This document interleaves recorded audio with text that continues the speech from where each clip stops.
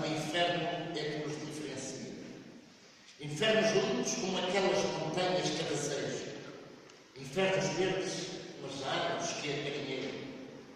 Sujos abismos nascentais do poema, no movimento dos olhos, na visão do paraíso que nos configura, na pele quebrada, no sexo sem carne, nessas mãos já sem força, na definição da memória, na liquidação do presente, compreender por fim as causas da guerra, compreender por fim os motivos do inimigo e não sentir piedade, desejar para ele a intensidade do meu inferno, desejar para ele frio, medo, fome.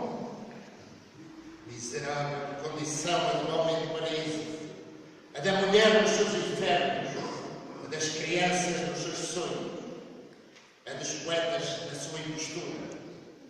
A intensidade do inferno, o desejo de arder, o medo de ser um digno filho. Compreender, por fim, o sentido do poema. Conclusão